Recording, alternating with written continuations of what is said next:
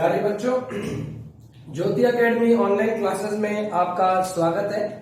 हम लोग chapter number 2 discuss कर रहे थे और चैप्टर नंबर 2 का सबसे महत्वपूर्ण टॉपिक हम लोगों का चल रहा था गाउस के नियम तथा गाउस के नियम के अनुप्रयोग। कल हमने अनुप्रयोग नंबर 5 पढ़ा था बेटा। अनुप्रयोग नंबर 5 क्या था? अनंत विस्तार के रेखीय आवेश के कारण विद्युत क्षेत्र की तीव्रता। सबसे पहले हमने दिशा निकाली थी। अनंत विस्तार के रेखीय आवेश के कारण विद्युत क्षेत्र की दिशा आपने देखा, हमने अल्पांश युग्म में विभाजित करके और जब डायरेक्शन निकाली तो निकल के हमारे पास आया कि अनंत रेखीय आवेश के कारण जो विद्युत क्षेत्र की दिशा है वह सदैव उसकी लंबाई के लंबवत होती है। क्लियर बेटा? और परिमाण अपने पास क्या आया? E बराबर 2k लैम्डा अपॉन में R। अब हम आ जाते हैं अपना अनुप्रयोग नंबर 6। फिर से कह रहा हूं, सारे अनुप्रयोग लगभग समान, थोड़ा सा अभ्यास, थोड़ा सा परिश्रम, सारे अनुप्रयोग बिल्कुल दिमाग में कंठस्थ होंगे। अनुप्रयोग नंबर 6 देखिएगा, हमारे पास क्या है? अनंत विस्तार की या असीमित आवेशित अचालक पट्टिका के कारण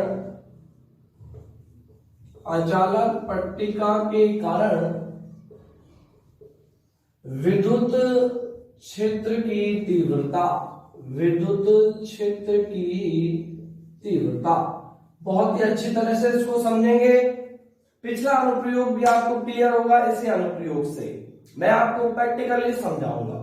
अनंत विस्तार की या असीमित अचालक पट्टिका के कारण विद्युत क्षेत्र की तीव्रता। पहली बात तो अचालक पट्टिका जो है वह अनंत विस्तार की है। और बेटा पट्टिका अगर समझ में नहीं आ रहा तो इसको हम कह सकते हैं पृष्ठ सतह परत। मैं यहां लिख भी देता हूं परत। क्लियर है? यानी कि आप देखिएगा, मैं आपको एक छोटा सा एग्जांपल दूं कि ये हमारे पास कोई अचालक पट्टिका है। इसको इंग्लिश में हम कह रहे हैं शीट। जैसे कि ये बोर्ड, बताओ इसके पास क्या होगी? लंबाई होगी, क्षेत्रफल होगा या आयतन होगा? बेटा दिमाग लगा के, शीट है, पट्टिका है, पृष्ठ है, तल है, तो उसके पास क्या होगा? क्षेत्रफल होगा। जैसे ये बोर्ड है, इसके पास क्या है? क्या है इसका? क्षेत्रफल। तो इसी प्रकार से असीमित आवेशित अपन को अचालक पट्टिका के कारण ज्ञात करना है। सबसे पहले वही अपना पहला स्टेप, डायरेक्शन ज्ञात करते हैं। बिल्कुल ध्यान से कंसंट्रेट होके एक बात, मेरी बात को सुनेंगे। ये हमारे पास अचालक पट्टिका है। हमें जो बिंदु लेना है बेटा, वो लेना है पट्टिका के तल के लंबवत। क्या लेना है? पट्टिका के तल के लंबवत।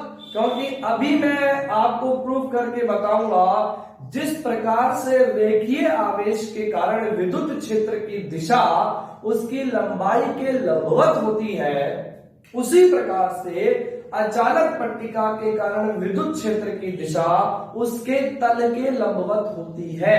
बार बार फोकस कर रहा हूं, कंसेप्ट क्लियर होने चाहिए, कंसेप्ट क्लियर होने चाहिए, किसी भी प्रकार का कोई डाउट नहीं होना चाहिए। ध्यान से सुन लेना।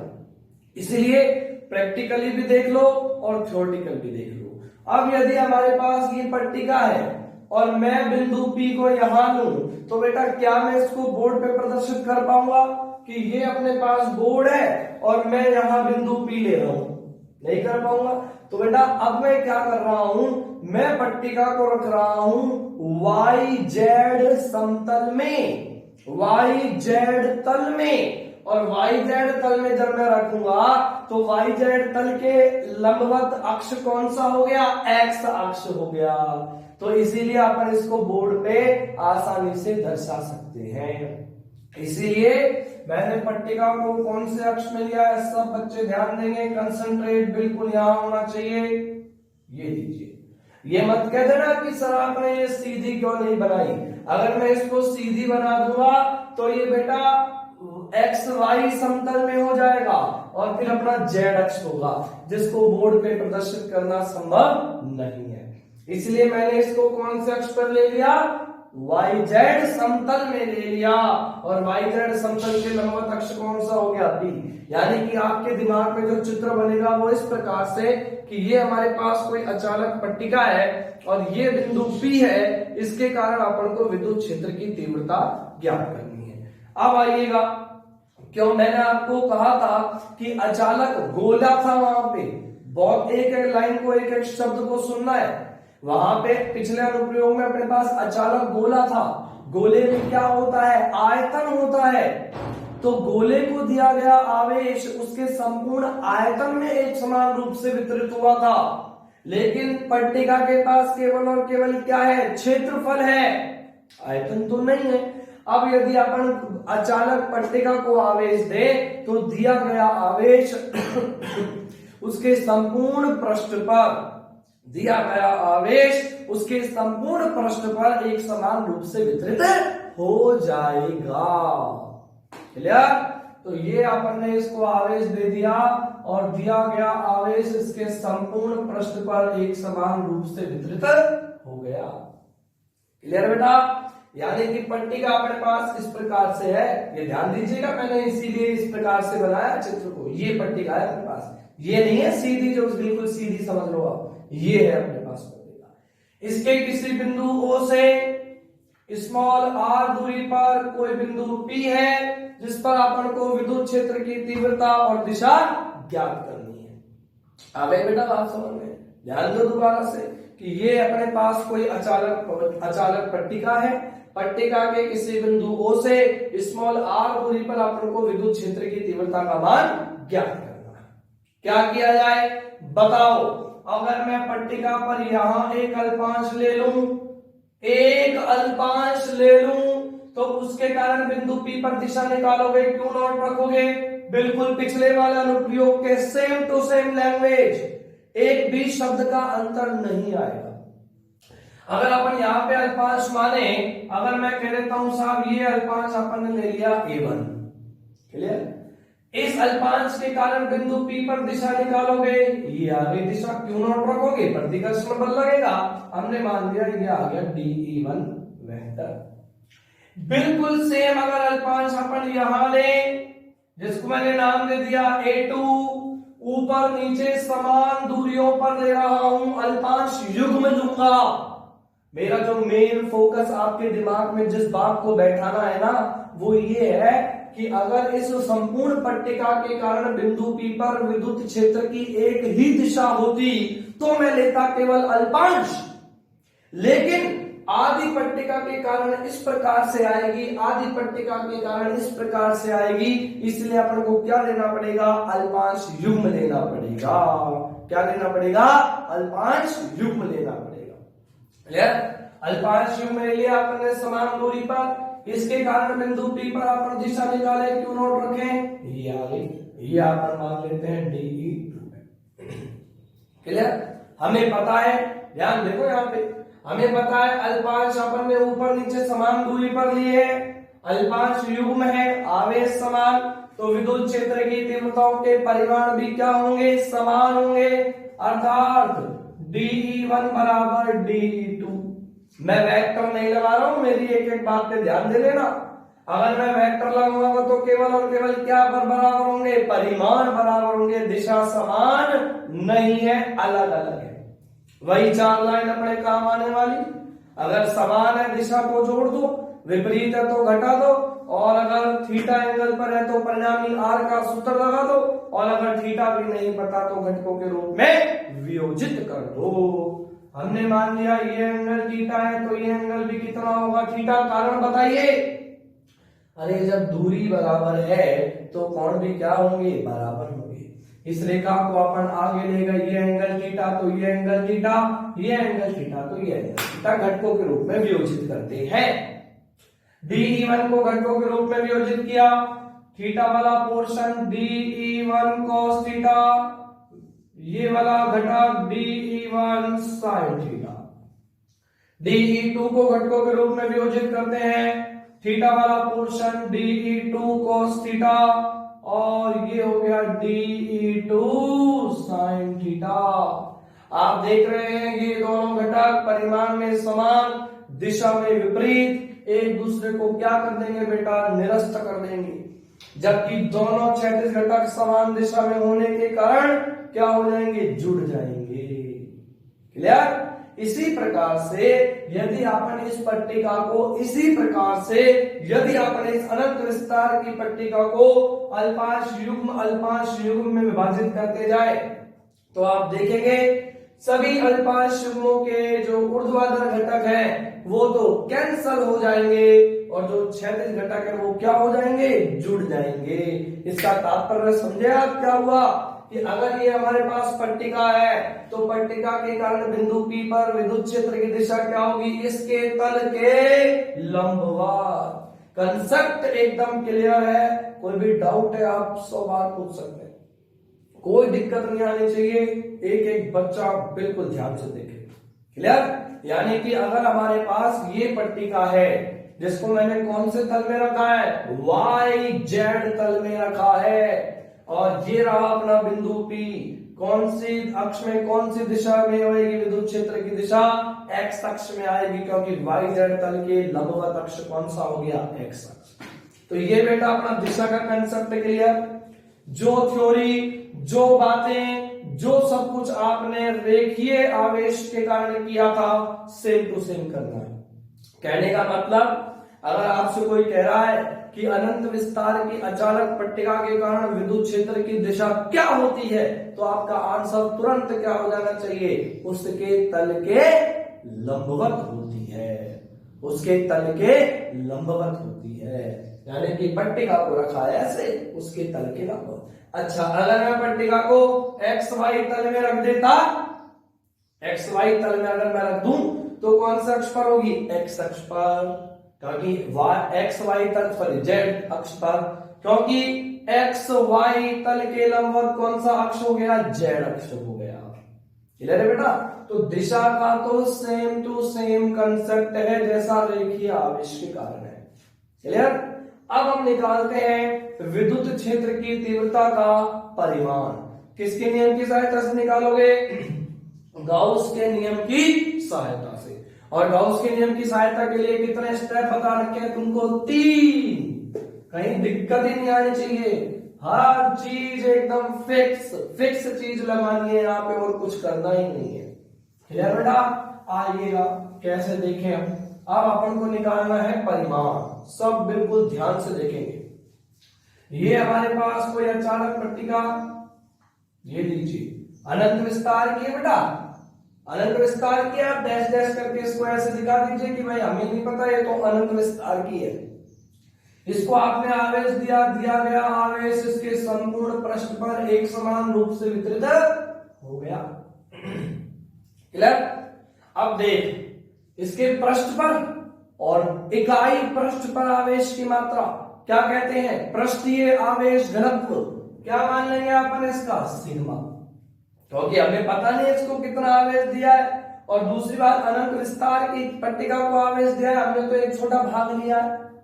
इसके किसी बिंदु O से स्मॉल r दूरी पर कोई बिंदु P है जिस पर अपन को विद्युत क्षेत्र की तीव्रता का मान ज्ञात करना है गाउस के नियम की सहायता से। क्लियर? Step number 1।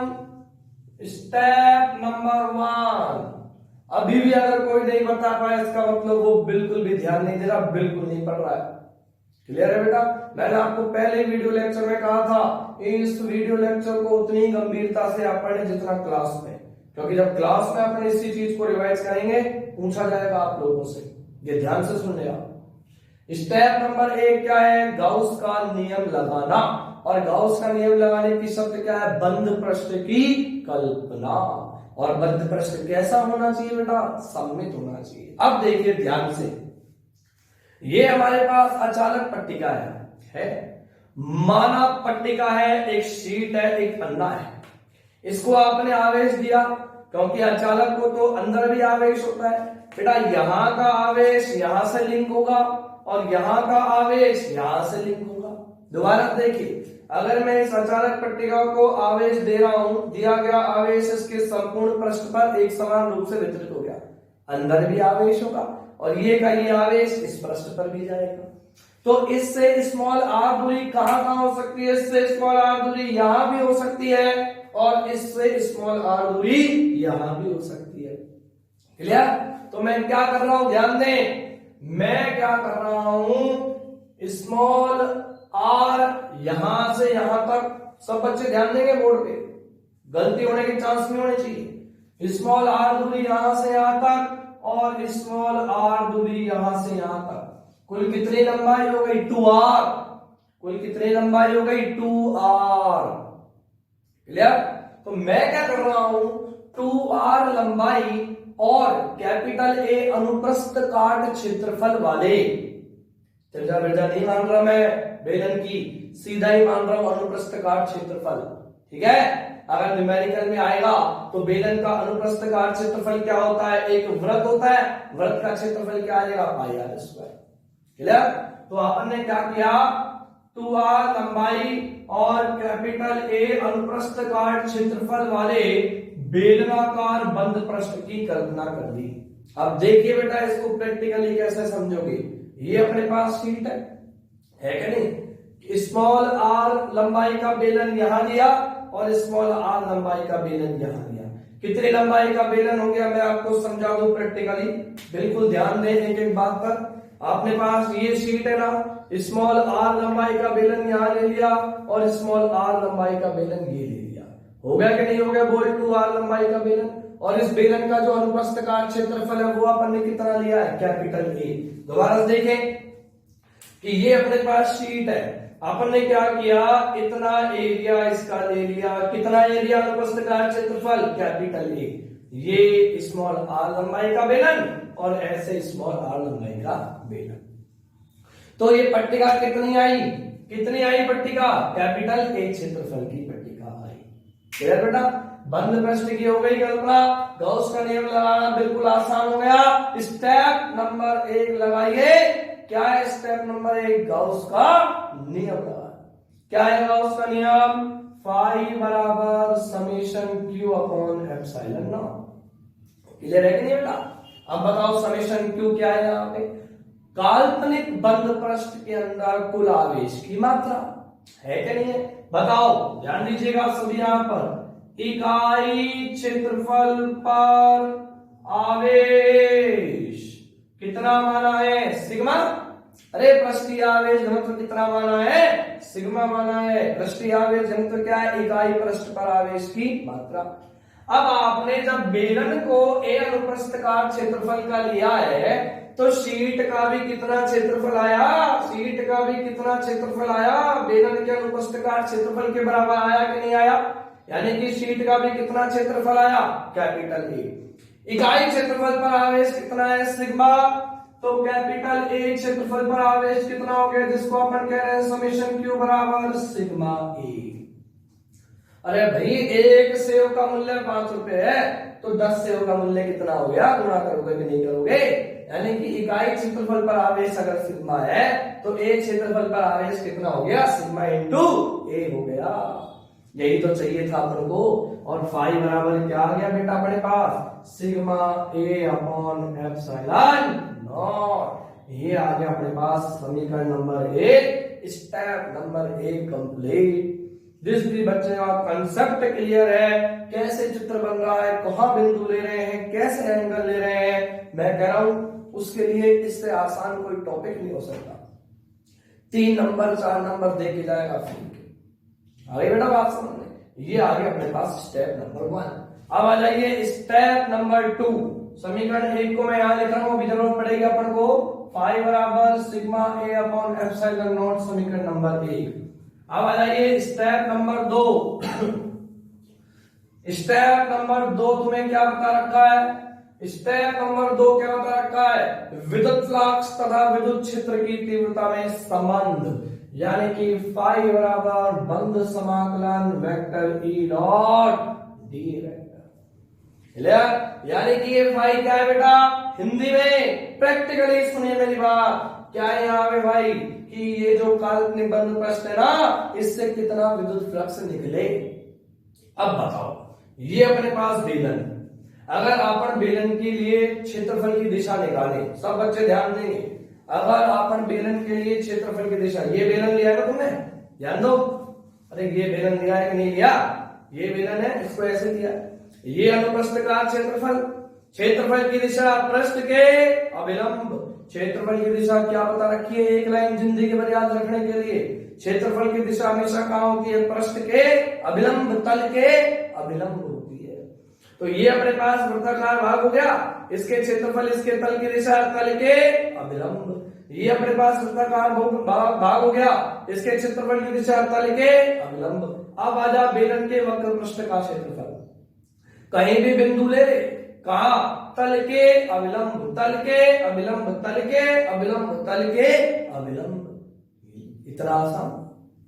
तो अब अपन क्या करें, इस संपूर्ण बेलन को अपन 3 भागों में विभाजित कर रहे हैं। पहला ये वृत्ताकार भाग ले रहा हूं बेटा S1, ये वाला वृत्ताकार भाग ले रहा हूं। दूसरा ये वक्राकार भाग ले रहा हूं, जिसको मैं नाम दे रहा हूं S2, ये लीजिए। तीसरा फिर ये वृत्ताकार भाग आ गया S3। आपन को निकालना है कुल बेलन से कितना फ्लक्स निकले। मैंने इस बात को 3 भागों में विभाजित कर दिया कि साहब इस वृत्ताकार भाग से कितना निकले प्लस इस वक्राकार भाग से कितना निकले प्लस इस वृत्ताकार भाग से कितना निकले। यानी कि संपूर्ण बेलनाकार बंद पृष्ठ को कितने भागों में विभाजित कर सकता हूं, 3 भागों में। क्या से लिख सकता हूं, फाई बराबर, अब क्या बंद का चिन्ह आएगा क्या, अब क्या बंद का चिन्ह आएगा क्या, नहीं आएगा, क्योंकि यहां तो बेलन बंद पृष्ठ था, अब हमने उसको 3 भागों में खोल दिया। S1 कौन सा भाग, वृत्ताकार भाग, क्या आ गया, vector E dot dA plus S2 भाग, कौन सा भाग, वक्राकार भाग, vector E dot dA plus S3 कौन सा भाग, वृत्ताकार भाग, vector E dot dA। Direction अलग अलग रहेगी, एंगल निकाल के करते हैं। फाई बराबर S1 EDA cos θ1 plus EDA cos θ2 plus EDA cos θ3। अब मुझे बताओगे θ1, θ2, θ3 कैसे। मैंने आपसे कहा ये अचालक पट्टिका के कारण विद्युत क्षेत्र की तीव्रता उसके तल के अभिलंब, अभी प्रूफ कराया कि नहीं कराया, उसके तल के अभिलंब, उसके तल के अभिलंब। ये अगर पट्टिका यहां निकालोगे तो ऐसे, यहां निकालोगे तो ऐसे, अरे हाँ या ना, तल के अभिलंब हो जाएगी। तो अब आइए यहां पे, अगर अपन ये S1 ले, S1 के क्षेत्रफल की दिशा ये लीजिए बेटा dA, अरे हाँ या ना, कोई कंफ्यूजन है तो बता दीजिएगा। ये अपने पास बेलनाकार बंद पृष्ठ है, ये अपने पास वृत्ताकार भाग है, क्षेत्रफल की दिशा तल के अभिलंब, ये ले ली। और यहाँ शीट के कारण विद्युत क्षेत्र की दिशा भी इस दिशा में है, यही दिशा किसकी हो गई, E वेक्टर की। बताओ दोनों की दिशा समान हो गई कि नहीं हो गई, बताओ θ बराबर 0 डिग्री होगा कि नहीं होगा। अब आ जाइए S2 के लिए, विद्युत क्षेत्र की दिशा तो वही रहेगी, अरे विद्युत क्षेत्र की दिशा तो वही रहेगी कि नहीं रहेगी, ये लीजिए, ये हो गई E वेक्टर की दिशा। अब आ जा बेटा क्षेत्रफल की दिशा तल के अभिलंब, विद्युत क्षेत्र की दिशा इस प्रकार से, क्षेत्रफल की दिशा इस प्रकार से, ये हो गई तेरे पास dA वेक्टर की दिशा। होल एंगल कितना हो गया 90, क्लियर। अब आ जा S3 के लिए, ये किसकी दिशा हो गई, dA की दिशा, अरे हो गई कि नहीं हो गई, ये वृत्ताकार भाग नहीं है क्या, ये हो गई तेरे पास किसकी दिशा, क्षेत्रफल की दिशा, क्लियर। अब आ जाओ विद्युत क्षेत्र की दिशा, समान है कि नहीं है, वो थीटा बराबर कितना आ गया 0 डिग्री। यानी कि यहां मैं लिख देता हूं क्या क्या कंडीशन आई, θ1 बराबर जो S1 के लिए है कितना डिग्री, 0 डिग्री, θ2 बराबर कितना डिग्री 90 डिग्री, θ3 बराबर कितना डिग्री 0 डिग्री, क्लियर। अब आ जाओ बेटा θ1 cos 0 degree 1, cos 90 degree 0, cos 0 degree 1। हमें बात समझ में कि नहीं आई? बोलो, क्लियर है? आ जाओ तो इसको आगे हल करते हैं। ये लीजिए, कोई समस्या नहीं, मैं कह रहा हूं स्टेप बाय स्टेप चलते जाइए, कोई समस्या नहीं आएगी, आनी ही नहीं चाहिए। याद जाइए, आगे हल करते हैं। फाई बराबर S1 EDA cos 0 degree plus S2 EDA cos 90 degree plus S3 EDA cos 0 degree. cos 90 ये वाली टर्म तो बेटा कितनी हो गई? 0, ये बची cos 0 डिग्री 1 हो गया। फाई बराबर ई बाहर बंद समाकलन dA प्लस ई बाहर S3 बंद समाकलन dA। अब देख कितना आसान, मुझे ये बता दे कि dA क्या है। dA क्या है? S1 भाग, और S1 भाग कौन सा भाग है? वृत्ताकार का अल्पांश क्षेत्रफल। वृत्ताकार भाग का अल्पांश क्षेत्रफल समाकलन करेगा संपूर्ण वृत्ताकार भाग का क्षेत्रफल। और तूने बेलन को कितना अनुप्रस्थकार क्षेत्रफल का लिया था? Capital A. तो उसका अनुप्रस्थकार क्षेत्रफल यानी कि पूरे वृत्ताकार भाग का क्षेत्रफल कितना हो गया? Capital A. यानी कि S1 dA और बेटा S3 dA क्या है? S3 dA क्या है?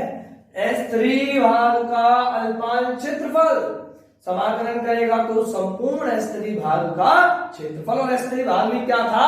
अरे ये दोनों भाग वही तो वृत्ताकार भाग है क्या नहीं है? अनुप्रस्थकार क्षेत्रफल। तो इसका क्षेत्रफल भी क्या हो गया? S3 dA बराबर A। बेलन का संपूर्ण अनुप्रस्थकार क्षेत्रफल हो गया कि नहीं हो गया? क्या आ गया? फाई बराबर E A प्लस EA बराबर 2EA। समीकरण नंबर 2, स्टेप नंबर 2 कंप्लीट। मुझे बता देना मैं अपनी कौन सी लाइन से अलग जा रहा हूं। हर अनुप्रयोग में स्टेप नंबर 1 ये लगाया, हर अनुप्रयोग में स्टेप नंबर 2 ये लगाया। स्टेप नंबर 3 में अपन को क्या करना रहेगा? समीकरण 1 और समीकरण 2 की तुलना करना। लेफ्ट हैंड साइड बराबर, राइट हैंड साइड भी बराबर आ गया। मैं कह रहा हूं बेटा इससे आसान कुछ नहीं हो सकता, थोड़ा सा कंसंट्रेट, मेहनत तो है, बार बार अभ्यास तो करना ही पड़ेगा। स्टेप नंबर 3, समीकरण 1 व 2 से लेफ्ट हैंड साइड बराबर, राइट हैंड साइड भी बराबर। क्या आ गया? 2EA बराबर sigma A upon epsilon not. A से A कैंसल, E बराबर 2 चला गया भाग में, सिग्मा अपॉन 2 एप्सिलॉन नॉट। ये कोई दिक्कत? और बेटा दिशा क्या होती है? दिशा, अरे मुझे बताओ तो सही, दिशा क्या आई थी? इसके तल के, अचालक पट्टिका के तल के लंबवत। और बेटा तल के लंबवत इकाई सदिश को अपन किससे व्यक्त करते हैं? एन कैप से कर दो, होता है कि नहीं?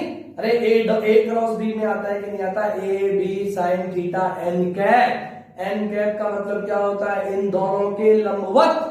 अगर अपन इसको सदिश रूप में लिखना चाहें, सदिश रूप में, तो देख वेक्टर ई बराबर परिमाण सेम, परिमाण सेम का सेम, और दिशा उसके तल के लंबवत। तल के लंबवत इकाई सदिश को किससे व्यक्त कर दोगे? एन कैप से। क्लियर है कि नहीं? बता, विद्युत क्षेत्र की तीव्रता का मान दूरी पर निर्भर कर रहा है? इस सूत्र में कहीं दूरी आ रही है क्या? नहीं आ रही। इसका मतलब दूरी पर निर्भर करता ही नहीं है। कितनी ही दूर ले लो बिंदु, विद्युत क्षेत्र की तीव्रता समान आएगी। अगर मैं ई और आर के बीच में ग्राफ खींचूं, यहां ले लिया आर, यहां ले लिया ई, तो बेटा नियत है कि नहीं है विद्युत क्षेत्र की तीव्रता ई? क्या डिपेंड कर रहा है क्या स्मॉल आर पर? नहीं कर रहा। तो नियत का ग्राफ क्या आ जाएगा? सीधा आ जाएगा। क्या लिखोगे? ई बराबर, क्लियर? रो का वो अनुप्रयोग है, सारी बातें सेम, सारे स्टेप सेम, जो भी थोड़ा बहुत अंतर आया है वो ये आया है। अच्छी तरह से पढ़ेंगे, नोट करेंगे, अपने प्रैक्टिस वाले रजिस्टर में कम से कम इसको 2 बार करके देखेंगे। कोई भी डाउट होगा, कोई भी बात होगी, आप मुझसे पूछेंगे। क्लियर? मैं कह रहा हूं अभ्यास आपके हाथ में है, कितनी बार करा दूं, जब तक आप लोग अपने अभ्यास नहीं करेंगे 2 या 3 बार, नई बात समझ में आएगी। न्यूमेरिकल आते हैं, इस पर न्यूमेरिकल भी तब समझ में आएंगे जब कंसेप्ट क्लियर हो। अभी तो मैं आपको बिल्कुल बेसिक ये जो डेरिवेशन करा रहा हूं, इसके अभी आप न्यूमेरिकल करेंगे तो न्यूमेरिकल वही बच्चा कर पाएगा, न्यूमेरिकल में वही बच्चा इंटरेस्ट ले पाएगा जिसके थ्योरेटिकल कंसेप्ट क्लियर हो। तो इसीलिए बहुत अच्छा समय है, आपके पास पढ़ाई के अलावा और कोई काम नहीं, इसलिए जितना हो सके अभ्यास करें। क्लियर? कल अपना लास्ट अनुप्रयोग रहेगा अगले वीडियो लेक्चर में, अनुप्रयोग नंबर 7, और हम इन गाउस के नियम के अनुप्रयोगों को खत्म करेंगे। अनुप्रयोग नंबर 7 बिल्कुल इसी की तरह सेम है। यहाँ अपन ने चालक पट्टिका ली है, अगला अनुप्रयोग हम पढ़ेंगे चालक पट्टिका। आगे बेटा बात समझ में? तो यहां तक नोट करिएगा, यहां तक पढ़ें, अभ्यास करें। शेष या अनुप्रयोग नंबर 7 अगले वीडियो लेक्चर में आप पढ़ेंगे। धन्यवाद।